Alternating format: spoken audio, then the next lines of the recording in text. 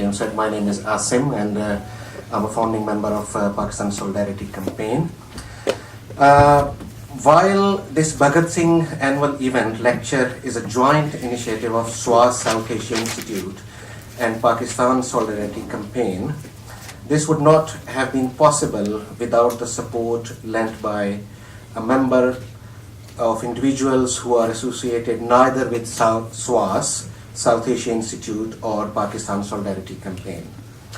Most of the organizers who planned and made this lecture possible and students of SWAS are students of SWAS, UCL and other universities. SWAS India Society deserve a special mention here. It's also endorsed the event.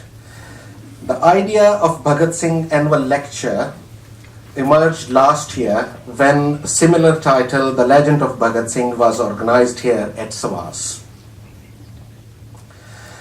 The attention it shouts among students and activists at SWAS and beyond inspired us to institutionalize this process. Dr. James Caron at SWAS Department of South Asian Languages and Cultures joined the effort, and I sincerely hope in future we will not only be able to hold this annual lecture at SWAS in an even innovative manner, but will bring it in different form to other campuses as well as to the neighborhoods and streets of London. This task of rediscovering the ideas of Bhagat Singh and other marginalized resistance forces have assumed an urgency at a time when Hindutva and Islamic fundamentalism have become an immediate threat to the forces of plurality and progress in Indian subcontinent, while xenophobic and neo-fascist forces are posing a challenge to liberal, democratic, progressive values and norms in the West. Incidentally, this year we are also marking the 17th anniversary of Indian subcontinent traumatic partition. The partition continues to inform ideology and politics in the Indian subcontinent in so many ways. How Bhagat Singh legacy would or should relate to this divisive and disturbing aftermath of the partition. There are other such questions we need to explore if we have to rediscover and make the ideas of Bhagat Singh relevant again. One thing, however, can be said with certainty: Bhagat Singh was an internationalist, a committed socialist, and a humanist. In this worldview, capitalism, fundamentalism of any variety, and fanaticism of every sort belong to the idiomatic dustbin of history. To explore Bhagat Singh ideas and their relevance today, our keynote speaker today is Professor Pritam Singh. Professor Pritam Singh teaches economics at Oxford Brook University. He is the author of several books and research works, including critically acclaimed Fundamentalism, Nationalism and Development, India and the Punjab Economy, as well as Economy, Culture, Human Rights, Turbulence in Punjab, India and Beyond. Ladies and gentlemen, I would like to welcome Professor Pritam Singh to come on stage.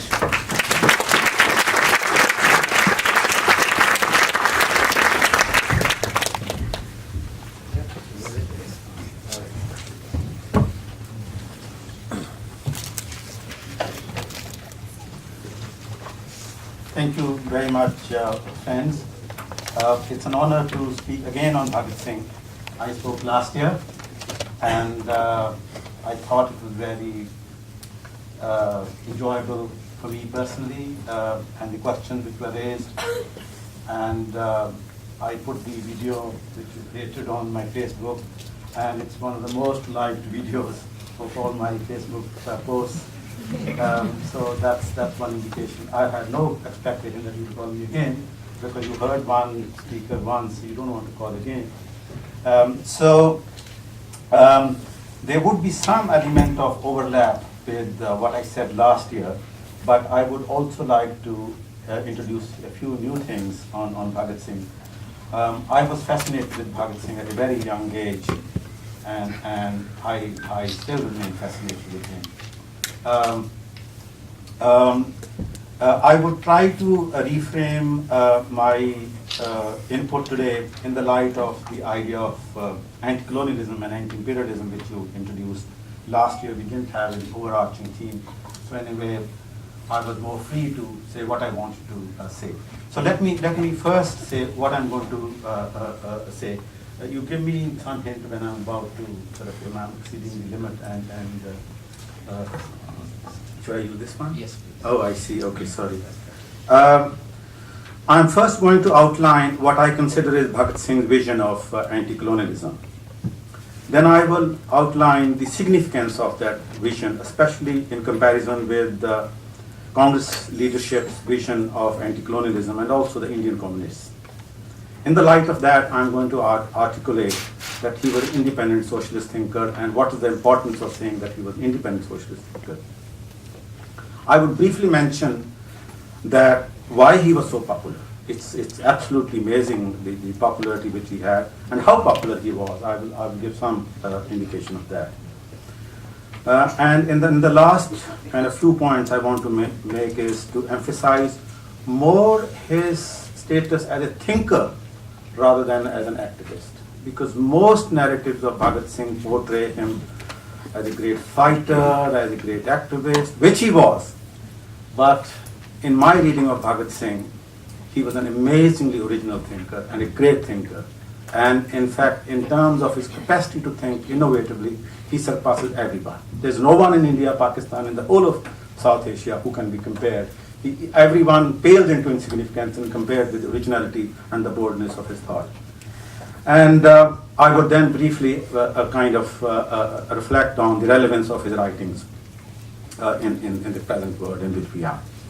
So starting with the vision of anti-colonialism. Bhagat Singh and his associates, Bhagat Singh wasn't the only one, he was part of a group of people. His associates, their vision of capitalism, vision of anti-colonialism was very centrally located in their understanding of global capitalism. That how the process of global capitalism is based on a certain pattern of capital accumulation in which national economies are situated in that global circular mode of capital accumulation, and therefore anti-colonialism meant for them fighting against that global capital accumulation. So therefore their criticism of capitalism, their fight against capitalism came out of their understanding of what essentially colonialism was, that the colonialism was a mode of accumulation of capital in the global capitalist economy. That's to put it very, very briefly. Now, what is the significance of this? It's fairly simple, but what is the significance of stating this vision? Two ways this is significant. One, if you contrast this with Congress's vision of anti-colonialism. What was Congress's vision of anti-colonialism? Whether it's Gandhi, Nehru, Patel, Rajendra Prasad, anyone you think of them, there are differences, a little bit of differences, like Gandhi was slightly less modernist than Nehru was, but there is a continuity between their thought.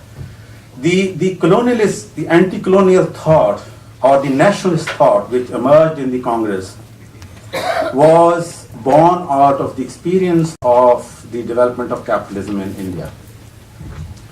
Many of you who are students of economic history would know that the first roots of capitalist enterprise developed in India around about the First World War. That when during the First World War the British imperialist rule over India became kind of loose because Britain was involved in the First World War, the first textile mills, paper mills, even steel mills emerged in that. And soon after that, when it got over, British imperialist rule was tightened, the local capitalist class's emergence was again stopped. And then came the Great Depression of 1929-33. Again, there was an emergence of the Indian entrepreneurial class. Now, Indian capitalist class was able to draw this experience, though I would mention that there is a longer history behind that. They were able to draw from this that what is hindering the growth of Indian industry and the capitalist class which grows out of this industry is the tightening imperialist control. If we have our own independent state, we will be able to use that independent state for our own development, for our own industry and the capitalist class based on that industry. Now, in nutshell, one can have finer variations on that. In nutshell, Congress's anti-colonialism was this colonialism, that it was aspiration to have an independent state. That state will interfere, will penetrate into the national economy and will give a flip to the development of capitalism. Now, it had certainly a longer pedigree because Dadabhai Naoroji, who wrote a book on brain drain, that was in the 19th century. He was a contemporary of Marx, and some people say that they worked at the same time in the British library, and they might have even seen each other. They had a similar kind of beard. They might have even thought that they are probably, but there's no evidence that they actually talked to each other. But he wrote this very important book that how Britain was draining Indian economy. And there were several instances of that. For example, the famines which took place in India for the first time in the late 19th century was a product of India having been subjugated to British colonialism, where peasantry was being forced to grow commercial crops and therefore reduce the area for cultivation of food crops. So in an area where there was less rainfall, the food production fell down, and therefore in the peasant experience of storing food when you have bounty rainfall wasn't repeated, and therefore there was a shortfall of food grains, and famine took place. So famine was actually creation of British colonial rule, and that was one instance. And then, of course, you see later on the emergence of industry and suppression of industry, the emergence of industry. So the point which I want to make is that Congress's anti-colonialism was anti-colonialism was born out of the experience of the Indian capitalist class. It's no wonder Gandhi was so close to the India's capitalist class. He died in Birla Mandir, which is an atrocity. I mean, to name a mandir after a capitalist, Birla Mandir. I mean, and he was very close to Purushottam Das Birla, to Walchand, Hirachand, and because their vision and the vision of the capitalist class was same. Of course, Nehru had some radical ideas, but Nehru's, in terms of alternative, Nehru did not have a different alternative. He also visualized state as playing a very active role. He was partly influenced by Fabian socialism, also influenced by Soviet industrialization, where state had played a very important role, to some extent even Keynesianism. But in all, it meant that state has to play an active role. Therefore, when we become an independent state, we will be able to develop on our own footing. So that's Bhagat Singh's socialist anti-colonialism can be contrasted in this way against Congress's nationalist, pro-capitalist anti-colonialism. Bhagat Singh's anti-colonialism was also different from the Indian communists. And some of my left-wing friends might differ with me on this, but we can discuss this. It was different because Indian communists at a very early age got subjugated to the rise of Stalinism in India, or Stalinism in Russia. That the Bolshevik Revolution got degenerated fairly soon after the victory of Bolshevik Revolution. Almost all members of the Bolshevik Central Party were liquidated by Stalin. Stalin captured power, and even Trotsky was later on assassinated, who was his biggest opponent. And Stalin then used his power to virtually look upon every communist party in the world to subjugate to the national interest of Soviet Union. So whether it is India's national independence or Greek struggle or struggle in Spain, his attitude was not international fight against capitalism. It was how that particular struggle fitted into Soviet Union's national strategy. Not that there weren't many good things in Soviet Union, despite the atrocities of Stalinism, but that's a different story. But the point is that the Indian communists were not independent and autonomous, and that's where Bhagat Singh's ideas were different. Bhagat Singh was an original socialist thinker. his socialism, communism grew from his own understanding. And few things which I want to tell you, some of you might already know, that he had read Capital by the age of 19. Okay, and I find it absolutely amazing. I read Capital when I was about 24, 25. I studied in JNU, India's best university for studying a subject like this, and I have left-wing professors and my MPhil supervisors. And I wondered that, I had all the privileges in the world. And I studied Capital at the age of 24. And this man was running around all the time. And at the age of 19, he had read Capital. And it's just amazing. But that's not the only evidence. And Yatindranath Sanyal, who was one of his associates, he writes, I'll just quote his words. No, I won't put my own words.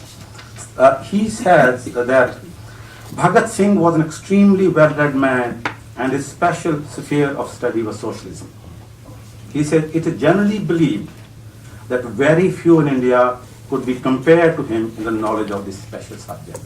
For a Bengali to say something about someone else, and I'm a great admirer of Bengali people because of their, but there is an element of self-pride in their being so knowledgeable. When they praise someone, that person has to be someone very special. And Bhagat Singh was that special. Another example of his original socialist thinking is that the judge, Justice Middleton, who transported Bhagat Singh and B.K. Dutt for life in the assembly bomb case, he writes, this is a quote from him, these persons, referring to Bhagat Singh and the associate, these persons used to enter the court with the cries of long live revolution and long live proletariat, which shows clearly what sort of political ideology they cherish. In order to put a check in propagating these ideas, I transport them for life. So there's another evidence. Thirdly, that the organization with which Bhagat Singh worked was called Hindustan Republican Army. He insisted that it should be called Hindustan Socialist Republican Army, and that was his ideas.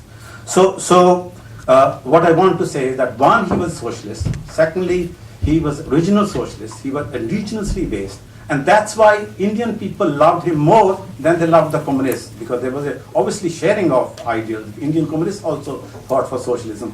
But Indian communist socialism wasn't seen as genuine and wasn't seen homegrown. It was seen kind of subjugated from outside. But here was a young man and his contemporary. I must keep on saying that he wasn't alone. It is a part of the movement. So when I say that his vision of anti-colonialism, which is anti-capitalism, is important because of contrast with his two main alternative visions which India had at that time. Now, let me also say something about how popular he was and why he was so popular. Why he was so popular might be slightly difficult to argue because there has to be a bit of speculation. But how popular he was, one doesn't need to cite anyone else apart from people who could be considered his rivals. One is Nehru. Jawaharlal Nehru writes about him and when he was sentenced to death. This is from Jawaharlal Nehru's autobiography. These are exact words. He, that is Bhagat Singh, he became a symbol of the honor of the nation. Within a few months, each town and village of the Punjab, and to a lesser extent in the rest of northern India, resounded with his name. Innumerable songs grew about him, and the popularity that the man achieved was something amazing. Now, when I was a student in JNU, I talked to lots of friends from other regions, and I came across some very interesting evidence. Some friend from Andhra Pradesh told me that there are folk songs in Telugu which sang the heroism of Bhagat Singh. My first girlfriend was Asmi's woman, and she told me that there are the girls who do embroidery, and in the remote villages of Assam, in embroidery, Bhagat Singh is kind of put on the embroidery. Now that shows the deep impact on the consciousness of people. That when people sing folk songs and rural-based girls are using this image for embroidery, that tells you the depth of his consciousness. And so that's one. Similarly, Nehru again writes that he was a clean fighter who faced his enemy in the open field. He was like a spark which became a flame in a short time and spread from one end of the country to the other, dispelling the prevailing darkness everywhere. Similarly,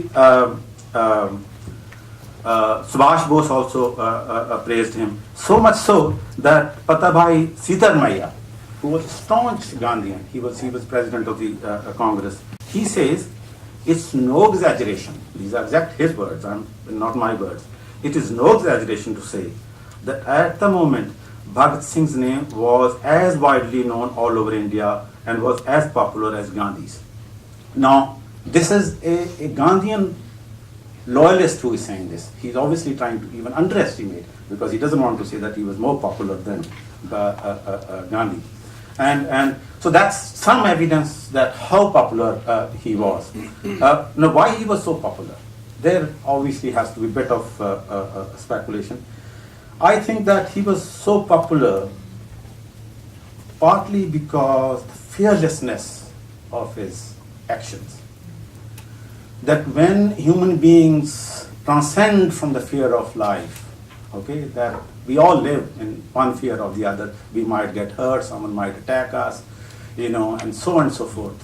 And here comes an individual who seems to be totally liberated from that fear. There's something very spiritual about this. One thinks about reaching God. To me, that is reaching God. Then you reach that level of consciousness. You're not afraid of any ruler. You're not afraid of anyone with military power, because you have totally liberated yourself from any fear of death. And that signal got transmitted to mass of the population. Secondly, he also represented a revenge against humiliation to which Indians were subjected. And that's why when Lala Lajpat Rai was lathi charged and he was killed, and Bhagat Singh and his associates vowed to avenge his death, and when they killed Saunders, though it was the wrong man who was killed, but that looked like that he was avenging the humiliation to which the Indians were being subjected. So there was a kind of national pride which was coming out of that. But thirdly, and that's where he was different from other, sharp intellect, which I've already mentioned. That there were other revolutionaries, but where he differed was that he was a man of very, very sharp intellect, who could read so much. If you look at the books which are now available, there are Chaman Lal and many other people have given a list of the books which were found when he was in the prison diary. It's amazing. It's Trotsky, Marx, Lenin, Kropotkin. Think of any one thinker he had there. And so that's what I want to really emphasize, that he was an original thinker, a great thinker, and not merely a political activist. And I want to emphasize this because many people try to make this question of non-violence versus violence. And some people, they don't have the courage to criticize him because he's so popular. But when they compare with Gandhi, they would say Gandhi was a man of peace and pacifism and so on and so forth. They won't say he's a terrorist. And though the word terrorist has quite a different meaning, it had an entirely different meaning. Bhagat Singh and his associates proudly called themselves as revolutionary terrorists. And they were not ashamed. I mean, it's the ruling classes have coined this word, terrorism, that it's got certain negative connotation. But revolutionary terrorism did not mean attacking an innocent. It meant using your violence as the targets of state power, even if individuals or the targets of state power. Therefore, when they threw the bomb in the assembly, they clearly said, our purpose is not to kill anyone, okay? But we want to tell that we are not afraid of you. So the point I want to emphasize, it's not a question of violence and non-violence. And that's also not the difference between Gandhi and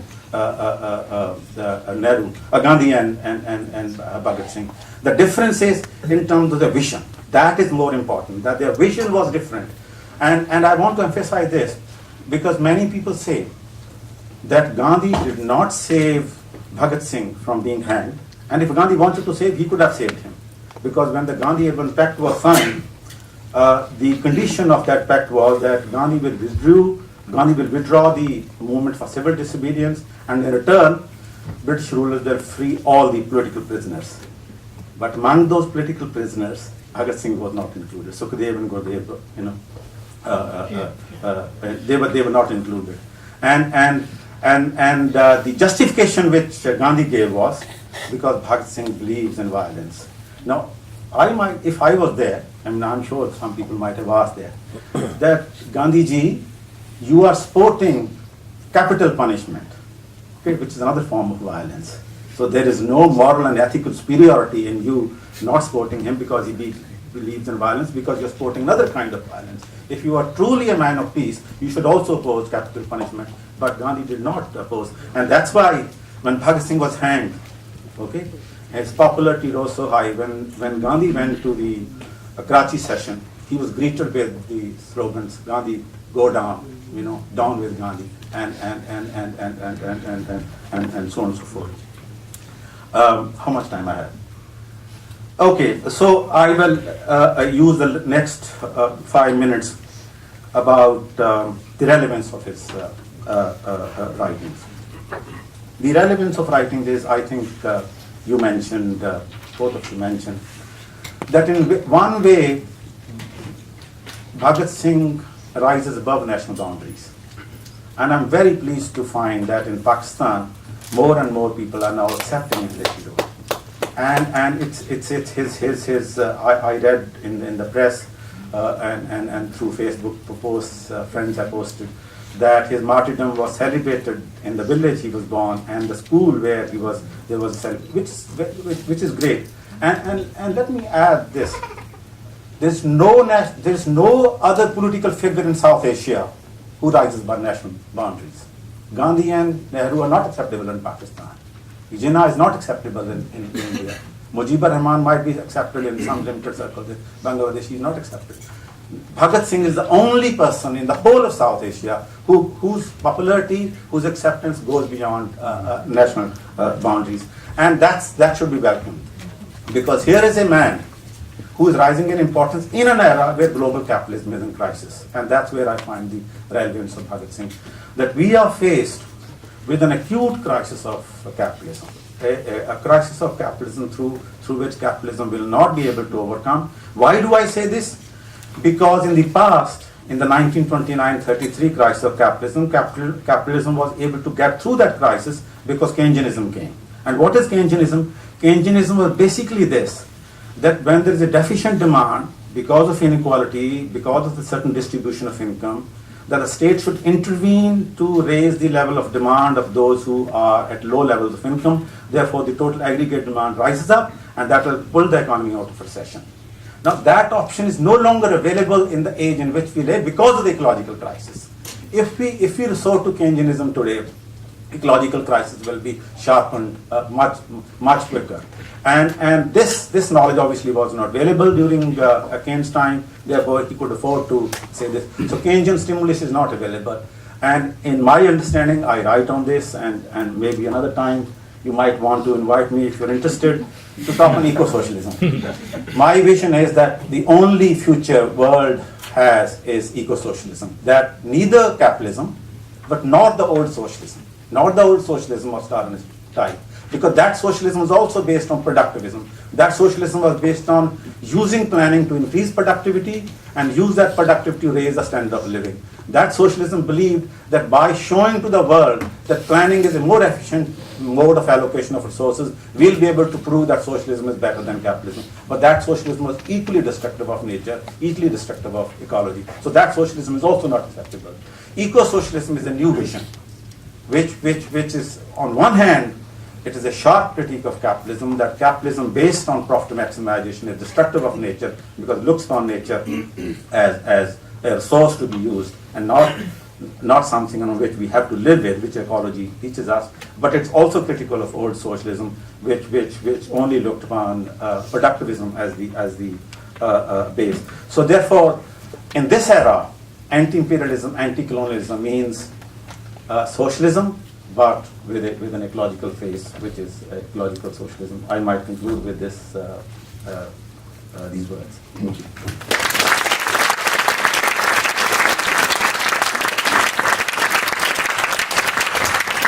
Thank you so much, Professor Pritam Singh. Now we will have a brief Q&A. I would request, if you're asking a question, please try to be brief. So, couple of questions for. Yes, please. Yeah, my name is Samuel Dillon from the Indian Work Association. I had the opportunity of reading Bhagat Singh's writing, especially his diaries in jail, where he shows his vision that in India real freedom will only come when the actual the rule of the workers and the peasants in alliance, as it was in the Soviet Union.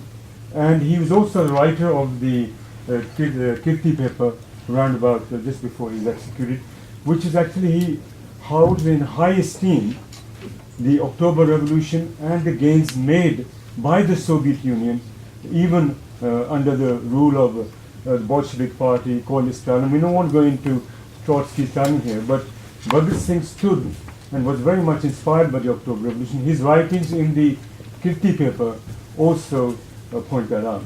And I'd like to finish with an announcement, because time permitting, I can't go into too many question answers here, that on September, end of September, first week of October, in Southall, we're going to hold a meeting of 110 years of the birth of Bhagat Singh, and along with 100 years of the October Revolution, and bring out into more reality what was the October Revolution, what significance it had to the brother movement. Bhagat Singh was also a member of that, and what significance it has for the struggles in India and Pakistan. And only a system in line with the vision of Bhagat Singh, the rule of the workers and peasants, as it was in the case of the Soviet Union, is the only solution, building socialism, learning from the and moving forward from there. Thank you very much.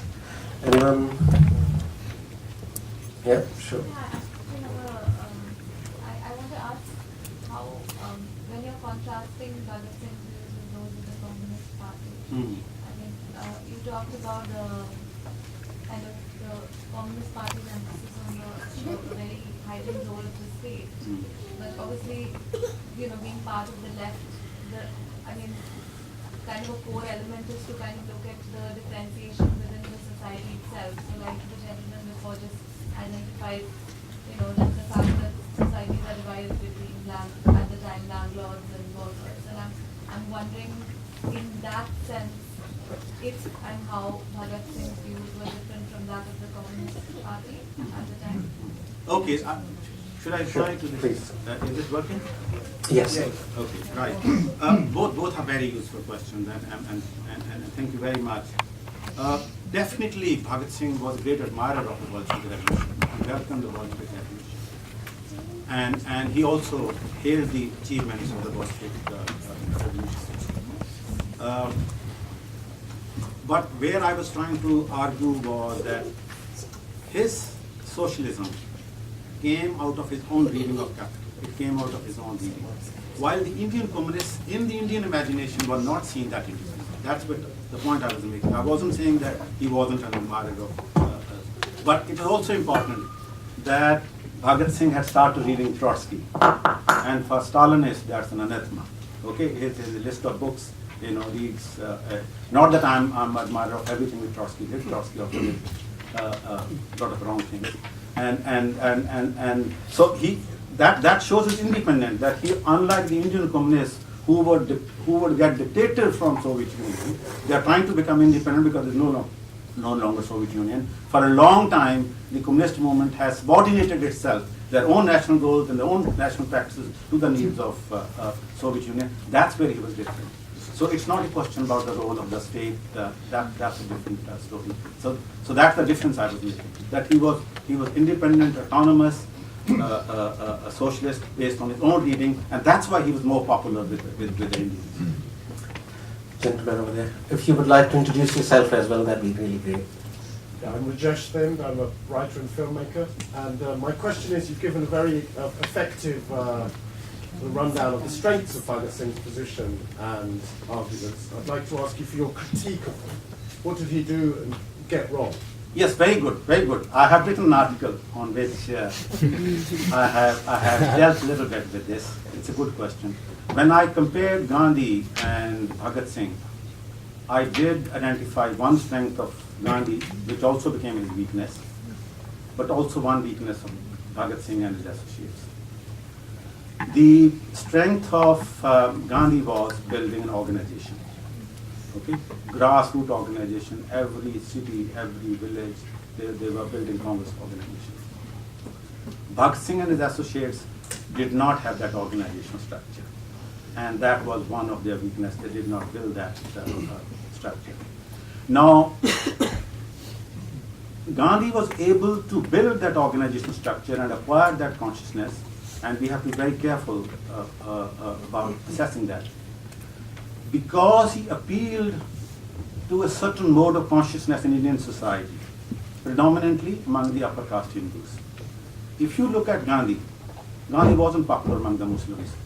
Gandhi had absolutely no following among the Sikhs, especially after he very arrogantly told Guru Gobind Singh was a misguided leader.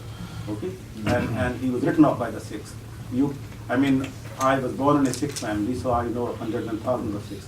I have met only 1.5 Sikh who are admirers of Gandhi. And so you will know. I doubt whether he had any following with the Christians. So that is obviously people who are inspired by Ambedkar all the time criticize him. And there are so many writings that he was very, very critical of caste-based reservations, and he fought with Ambedkar, humiliated Ambedkar, and blackmailed Ambedkar. I would go to that extent. But he did gel very well with the religious consciousness of the Hindus, which meant that he was able to feel the pulse of the majority of the Indian population. Okay, they were the majority of the Indian population. And that was his strength. But this strength also became his weakness, because that's what led to elimination of the Muslims. And in many ways sowed the seeds of partition, but that's not the whole story. Iftar is going to tell you, Ishtihaq Prabhi is going to tell you some different story. But that's only part of the story. So there was the strength of Gandhi. He built this organization because his ideas, were in tune with the level of consciousness of the majority of the Indian population, and the weakness of Bhagat Singh and associates. They did not build these grassroots organizations. The central element. But I will think more about it, that possible criticisms. Professor, my name is Raj. I'm an ordinary working person, grew up in Punjab, right? Admired Bhagat Singh. All I know about Bhagat Singh is what I see from the movies and the songs, right? वक्त पे आने पे बता देंगे वो आसमां क्या हमारे दिल में है आज. पर आज मेरे दिल में ये है, I'm so proud that this has been organized by the Indian society and the Pakistani society. Absolutely. Take Bhagat Singh's idea from India and reclaim it from the Indian fascists, because they have nationalists and the Modi government is a fascist government. How can we, from Indian side, try to build links with Pakistani working class, with Pakistani, and take up that solidarity for us generation to go further? How can we do that?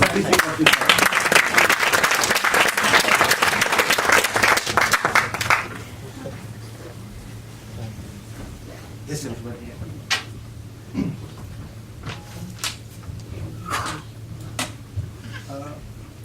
Yes. I'm Haider Shah, present Vaishnava Society of Pakistan. Personally, I'm a great admirer of Bhagat Singh or Chinda Vera, all these freedom fighters. But I would like to play a little bit devil's advocate role here. Some skeptics, they are of the opinion that just as Taliban established their rule in Malakand in Pakistan, they adopted similar tactics that were advocated by Bhagat Singh. They paralyzed the state there by attacking police or other law enforcement forces, created a vacuum which they filled.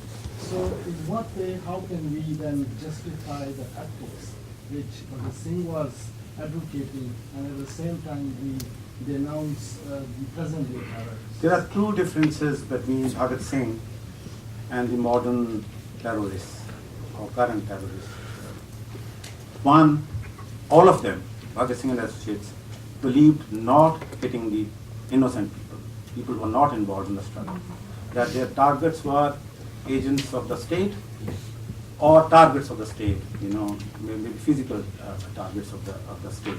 So that was one distinction, that these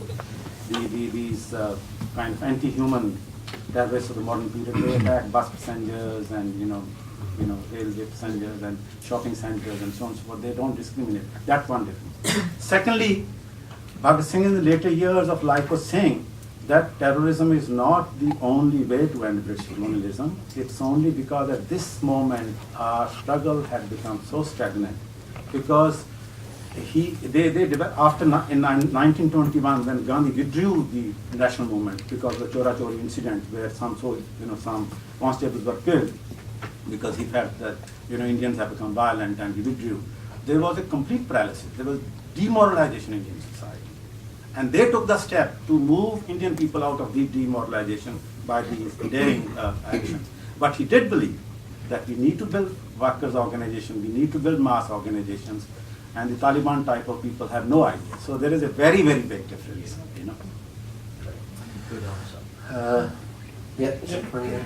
Right. My name is Hassan and I'm come from Lahore where he spent his formative years. I just wanted to ask you to what extent Jallianwala Bagh played a role making him a revolutionary? Because there's been no mention of Jallianwala Bagh. Well, he was born in 1907. He was obviously very young. He was 12 then. Jallianwala Bagh would have played a certain role. I mean, there are writings where it shows that he was there, especially when he grew up. And he was also inspired by Kartar Singh Sarabha, another great revolutionary, who was also great. And we don't have the time to talk about him. In many ways, he was even sharper than Bhagat Singh in many ways. Yes, it would have played a certain role because that showed the brutality of the state, and that probably would have also convinced him that something drastic needs to be done to end these atrocities. Thank you. Yes. Thank you so much for your speech. My name is Yaslam. I'm from Dhaka in Bangladesh. I was wondering if you could talk a little bit more about his accomplices or who his contemporaries were who affected his thinking, since you are talking about his thought. Yes, that's a very good question because if you look at the contemporaries, he was a Sikh and there were many other Sikhs. There were lots of Hindus, of course, upper caste Hindus. And that's one of the weaknesses also of Bhagat Singh. There were not many Dalits in his organization. There were many Muslims in his organization. There are few Christians. And in fact, I cannot think of any other organization in India which had this multi-religious composition. And he was acceptable to all sections of Indian society. I've told you about Gandhi, that Gandhi is plagued by the Indian state because it fits with the ideology of the Indian state. But Gandhi was basically accepted to the upper caste Hindus. Okay? Upper caste Hindus dominate Indian state. So they play up Gandhi as, world leader and so on and so forth, and so on and so forth. And also that, some things are total distortion, that Nelson Mandela is inspired by Gandhi. I've read Nelson Mandela's autobiography. He makes a criticism of that. He says that I'm inspired, but I don't believe that every time non-violence is action is important. That he said in the Communist Party's emphasis on the very hiding role of the state. But obviously, being part of the left, kind of a core element is to kind of look at the differentiation within the society itself. So like the gentleman before just identified, that the fact that societies are divided between at the time landlords and workers. And I'm wondering in that sense, if and how Bhagat Singh's views were different from that of the Communist Party at the time. Okay, should I try to this? Please. Is it working? Yes. Okay, right. Both are very useful questions, and thank you very much. Definitely, Bhagat Singh was a great admirer of the Bolshevik Revolution and welcomed the Bolshevik Revolution. And he also hailed the achievements of the Bolshevik Revolution. But where I was trying to argue was that his socialism came out of his own reading of capital. It came out of his own reading. While the Indian communists in the Indian imagination were not seen that independent. That's what the point I was making. I wasn't saying that he wasn't an admirer of, but it is also important that Bhagat Singh had started reading Trotsky. And for Stalinists, that's an anathema. Okay, here's a list of books, reads, not that I'm an admirer of everything with Trotsky. Trotsky also did a lot of wrong things. And so that shows his independence, that he, unlike the Indian communists who would get dictated from Soviet Union, they are trying to become independent because there's no longer Soviet Union. For a long time, the communist movement has subordinated itself, their own national goals and their own national practices, to the needs of Soviet Union. That's where he was different. So it's not a question about the role of the state. That's a different story. So that's the difference I was making. That he was independent, autonomous, a socialist based on his own reading, and that's why he was more popular with the Indians. Gentleman over there, if you would like to introduce yourself as well, that'd be really great. Yeah, I'm Rajesh Thind. I'm a writer and filmmaker. And my question is, you've given a very effective rundown of the strengths of Bhagat Singh's position and arguments. I'd like to ask you for your critique of them. What did he do and get wrong?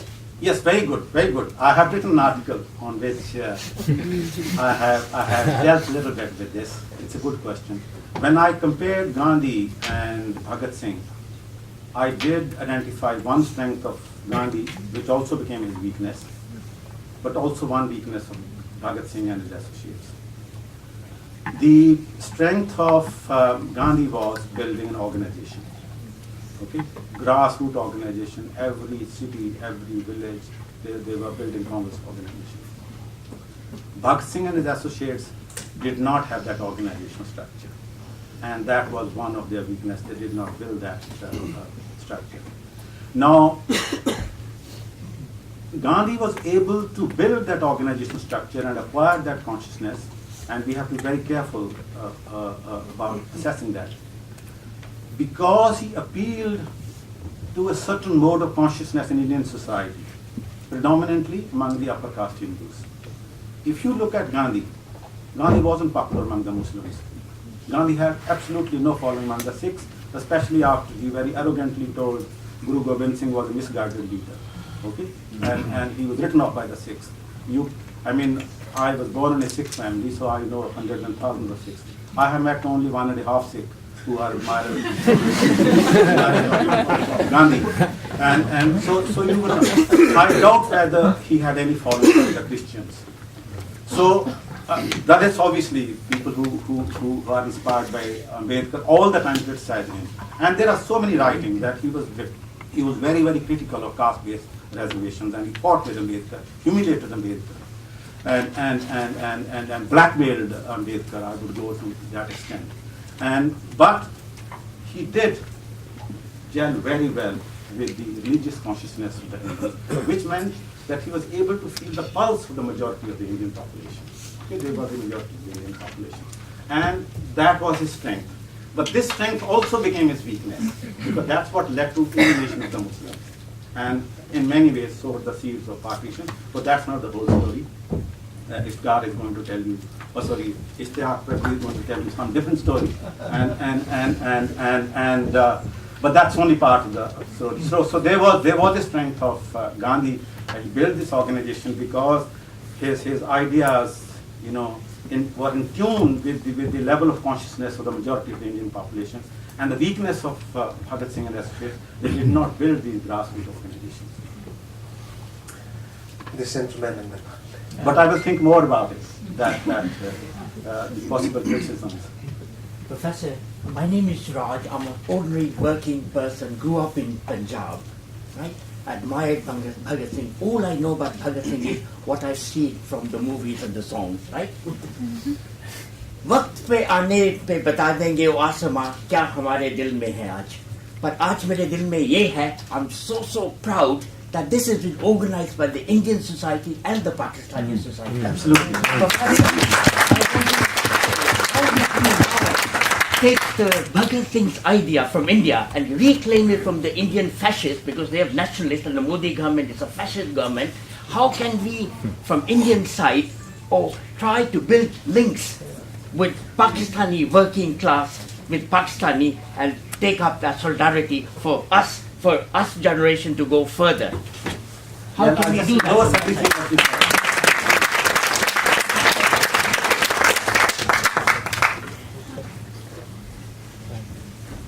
This gentleman here.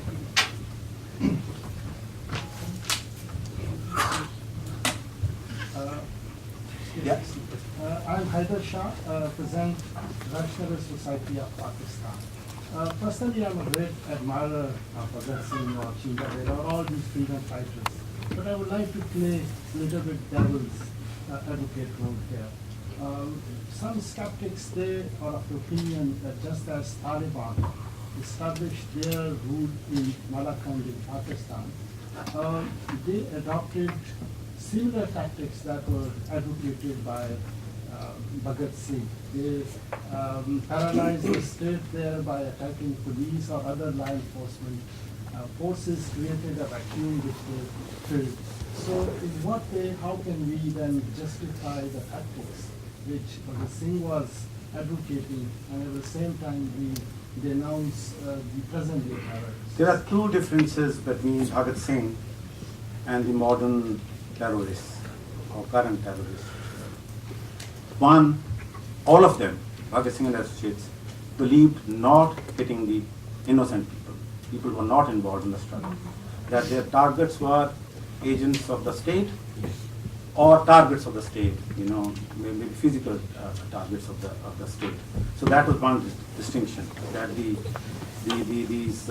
kind of anti-human terrorists of the modern period, they attack bus passengers and railway passengers and shopping centers and so on and so forth. They don't discriminate. That's one difference.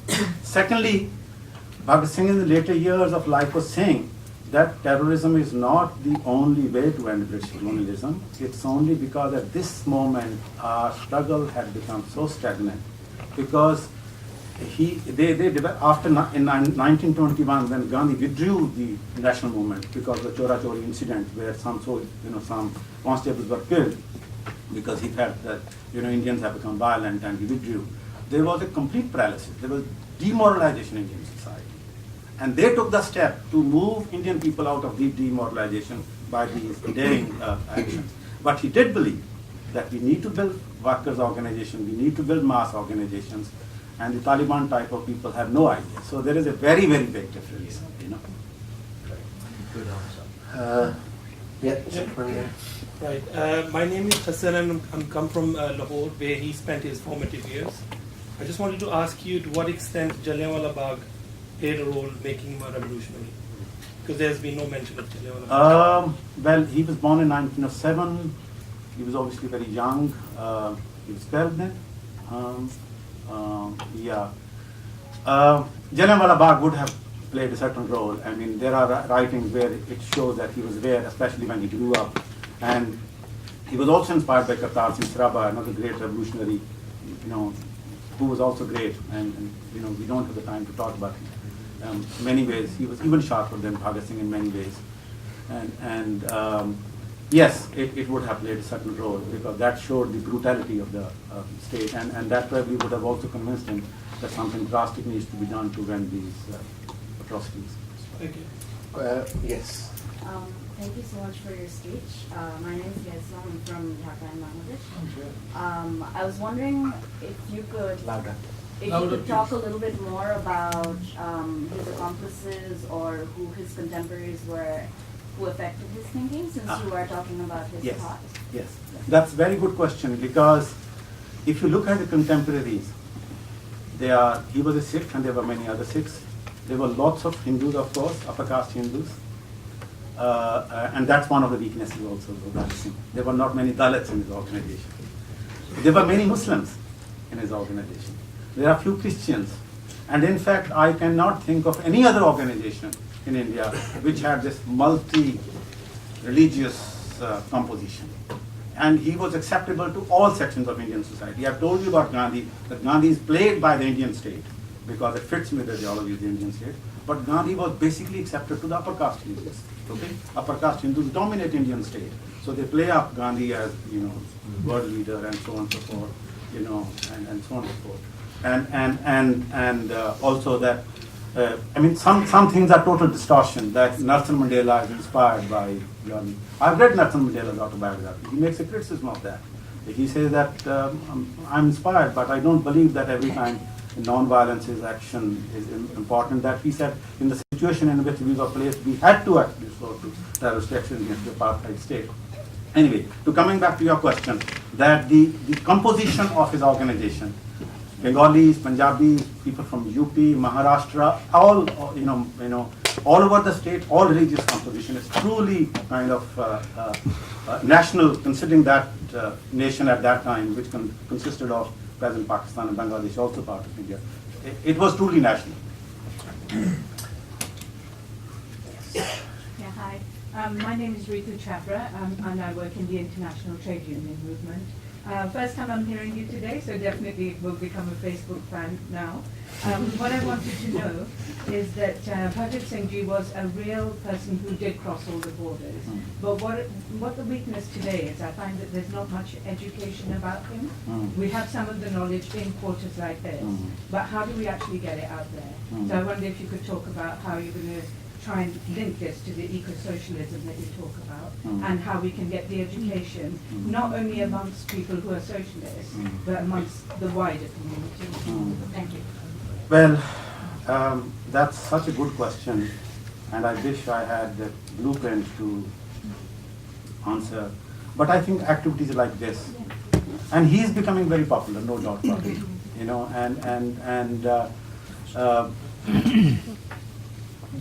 One of the causes of his one of the indicators of his popularity is no one is able to criticize him.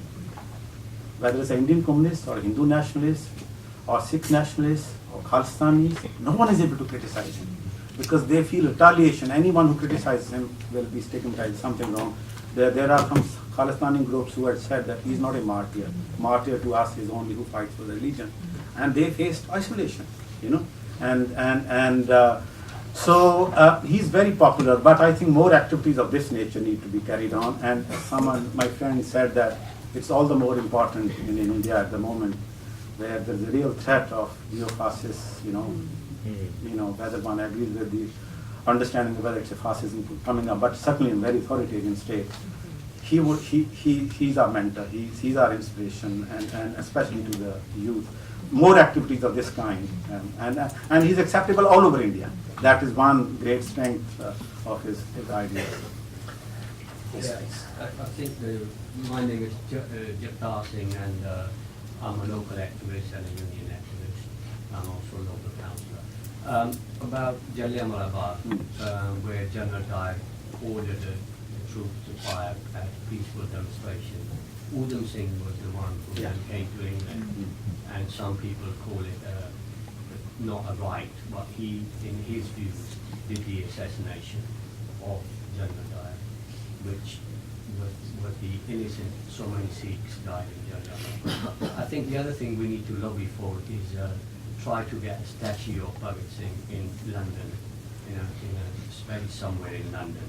That we should lobby for that. Nelson Mandela's there, maybe next to Gandhi. How we think alike. I wrote an article in a newspaper, which has been published. I'll send you when we become Facebook friends. I'm not on Facebook. Okay. Truly, that I wrote an article when Gandhi statue was unveiled. That I was, when I saw this statue, I wondered whether Bhagat Singh statue will be also coming there. And then I went on describing differences, that British imperialists will not do that. But if we overthrow this government and a new socialist government will come, we will have a statue. When Corbyn gets in, Yeah. Okay. Yes, please. Hi. The question I originally wanted to ask was asked earlier. Given that it's Mother's Day tomorrow, Preetham, could you just share a little bit, because a lot of, again, as Raj mentioned, a lot of the popular or populist kind of access that we've had to Bhagat Singh is very much about his mother, Mera Rang De Basanti, that. But there is something very real about that, and I would like, if you can share anything about the role of his mother, really, in his kind of consciousness, or was that there, or, because... That's a very good question. I really don't have a good answer to that. I know about his sister. Okay. His sister played a very important role. I had met his sister. Okay. And I know his sister's son. He's Professor Jagmohan Singh, and he's very active in propagating his idea. Sister played a very active role. I think she was younger than him, but she stood by him, she went to meet him, and she spent the rest of her life just propagating his ideas. But this is something maybe need to be researched. But thanks for the suggestion. Last question. Okay. Yes. Down the grapevine, my name is Sagar. I'm a PhD student of Indian history. Down the grapevine, I've heard that Virendra Sidhu, who is his grandniece, says that Bhagat Singh, the whole family, in fact, have grown up in a very staunch Arya Samaji family. And as a result, some of his views at a young age were influenced by Dayanand Saraswati. And later, he actually translates Veer Savarkar's The First War of Independence, which isn't sort of generally known. And I just wanted to know, how did that young sort of influence at home and translating Veer Savarkar's work influence his sort of passion? And very good question. Again, I've written on this. I've written on contestations and appropriation of Bhagat Singh, in which I've argued that the Hindu nationalists tend to claim him, Sikh nationalists tend to claim him, parliamentary communists try to claim him, Naxalites also try to claim him, and each one of them have a right to claim him because there are parts of Bhagat Singh which he Sikh can claim him because he was a Sikh, and some say that in the last days of his life he has started growing hair and wearing the turban, and the very pictures we see. I'm not 100% sure about this, but I'm neutral on that question. But so Sikhs try to claim him that one of the greatest Sikh heroes is Bhagat Singh. So they also have kind of lever to make a claim. Hindu nationalists claim precisely because of that. So much so that I come from an area of Punjab which is near the Pakistan border, where I was born, Firozpur constituency. And it is BJP, not the BJP, the Johnson who had put up his brother as a candidate for the election. And it's a predominantly Sikh majority constituency. But the Johnson candidate won. That's the only time Johnson candidate has ever won, because Bhagat Singh's brother was contesting at the election. It is true that there was Arya Samaj influence in Bhagat Singh's family, and Bhagat Singh was also influenced. There are tinges of Hinduism even in his kind of writings with Mother India and so on and so forth. But he was constantly, gradually getting liberated from that. So Hindu nationalists also have a lever to make a little bit of claim to him. Communists obviously have a make to claim because he hailed the Bolshevik revolution. Naxalites also have a road to claim because he's talked about armed revolution. But each one of them faces a problem. The Sikh nationalists and the Hindu nationalists face a problem because he wrote an article, "Why I'm an Atheist." Okay, so your claim of that he's a Sikh or a Hindu gets invalidated because he says I'm an atheist. And the parliamentary communists also face a problem because he resort to armed struggle tactics. But the Naxalites also face a problem because later on he criticized individual terrorism. So it's very interesting that each political tendency kind of wants to claim him, but they also find a problem not to be able to claim him wholly. But it's true that there is an element in Bhagat Singh's life which allows Hindu nationalists to claim, and we who want to contest this also have to give counter evidence to that their claim is compromised. Okay, that's supposed to be last question, but we've got very last question. Thank you very much. I have any question. I don't want to question. Now I came to know, and I heard. Thank you very much. Congratulations for all of you. Very well you have done. I have just a proposal when you quoted. I just coming from India. I was 1 week. For 1 week, I was in the house of Professor Jagmohan Singh. Today he is gone to America. Okay. Last evening he flew from. I have spoken to him. Right. He was asking for